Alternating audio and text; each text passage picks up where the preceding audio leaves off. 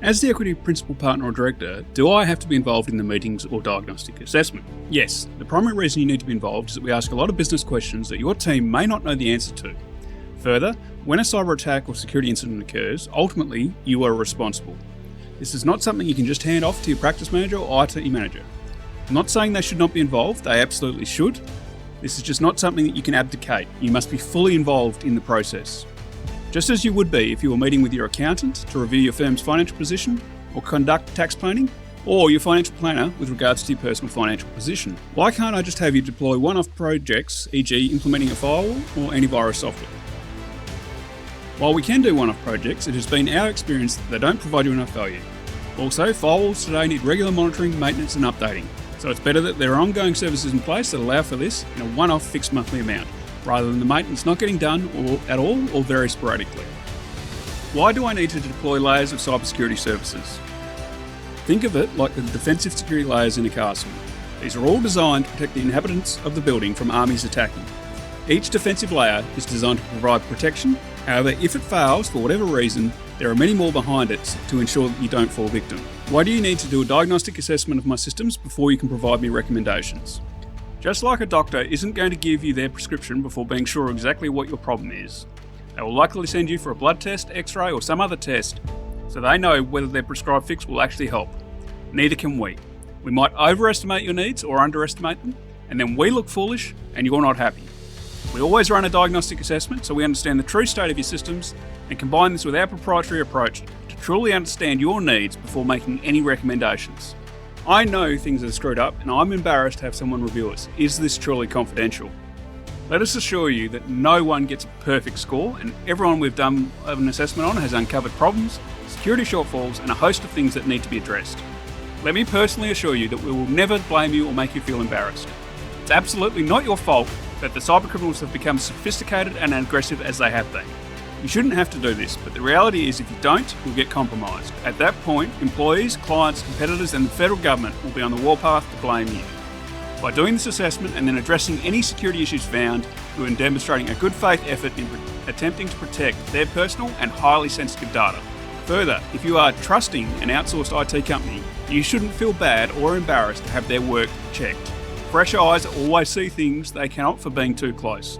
And finally, everything we discover and discuss is completely confidential.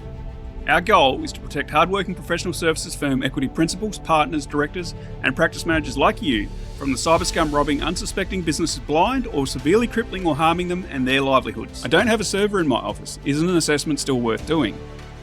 Absolutely. In fact, organisations without a server are at higher risk of becoming a victim of cyber attack, particularly if the phones, laptops, and tablets are being used by remote employees who might also use those devices for personal use.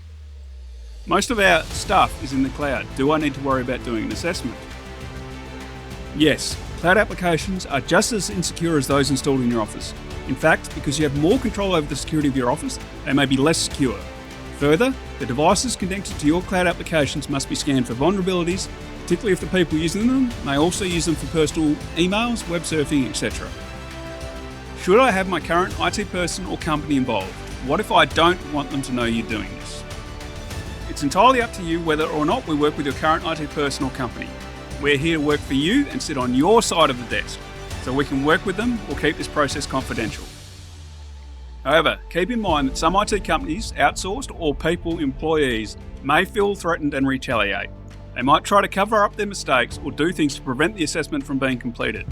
For example, they may refuse to give you your administrative or network passwords, refusing to complete the surveys, or falsifying information. And that could be saying that they have it covered or invalidating the reports. To that end, if you do want us to work with them, we need your full support and the ability to alert you to anything that is blocking us or preventing us from honestly and candidly conducting the assessment. Again, we're sitting on your side of the desk to shine a spotlight on where you're being underserved or where you're exposed to threats that can have a significant negative impact on you, your family's livelihood, your reputation, and your firm. Most people want us to conduct this assessment without their IT person or company knowing. In some cases, they are outsourcing their support and are not happy with the service they are getting and feel there are things not being done that should be done. In that case, we can conduct this completely under the radar. My existing IT company or team handles our cybersecurity, so why do I need your services? We find that cybersecurity is changing very fast, too fast for any one company or team to keep up with. We work with a network of providers that help us ensure we're staying abreast of the changes happening globally and deliver services that protect you. Most IT companies are not specialists in this area, so their advice has to be taken with a grain of salt. Think of our assessment process as like a doctor giving a second opinion on another doctor's recommendation. If you had a major health concern, would you just rely on the advice of one doctor, or would you get a second opinion from a specialist in their field? What about if you had a legal or accounting matter that required specialist knowledge and experience for your client? We have cyber liability insurance. Why can't I just rely on this? Does your insurance provider cover reputational damage in their policy? This is one of the major exclusions all insurance providers have. It means they won't pay for your damaged reputation with your clients. This is one of the most expensive costs from a cyber attack that is often catastrophic to the firm or business. Naturally, just because you have the insurance doesn't mean you actually want to go through the experience of using it. Think of it like your private health cover. I'm sure you're not taking unnecessary risk with your health, right? Just because you have private health cover doesn't mean you want to go through the experience of open heart surgery, right? We haven't been hacked yet, so why should I do anything? We've seen a huge uptick in hacking over the last few years. Naturally, the Australian Cybersecurity Centre have released an alert which was up to version 10 in March of 2022, warning of the escalating dangers from the situation in Eastern Europe, specifically around ransomware. Ransomware gangs have had a lot of success recently and they are continuing their efforts while the going is good. We're a small firm, aren't we too small to be hacked? One of the disservices the media does for organisations like yours and mine is they only report the stories of big companies, universities or government departments that are being breached. Small to medium firms and small businesses are hacked all the time, and this never makes the news.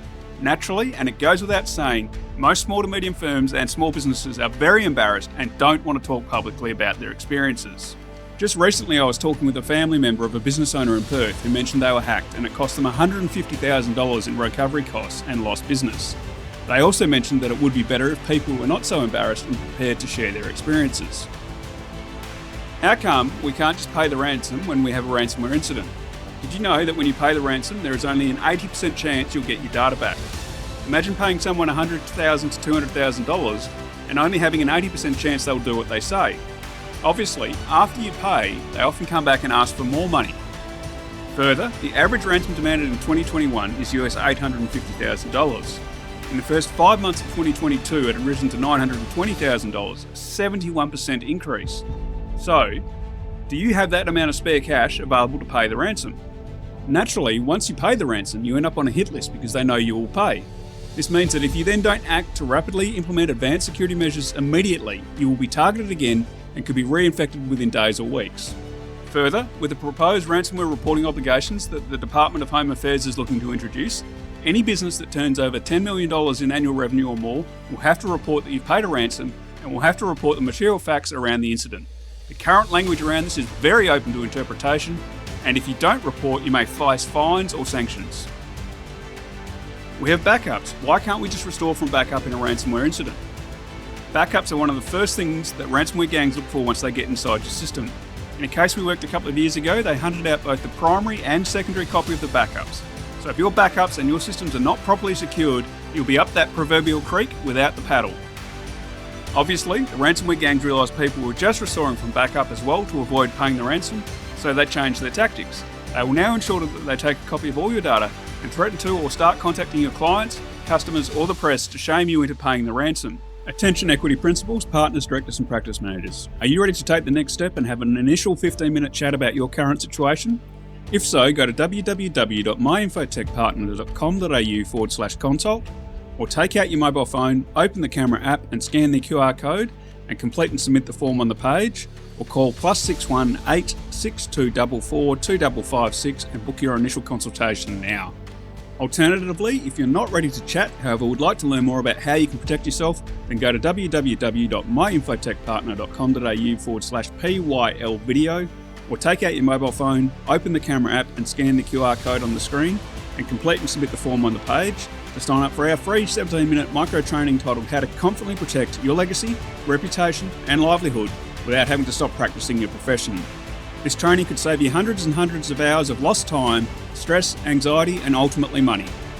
Thanks for watching and have a great day.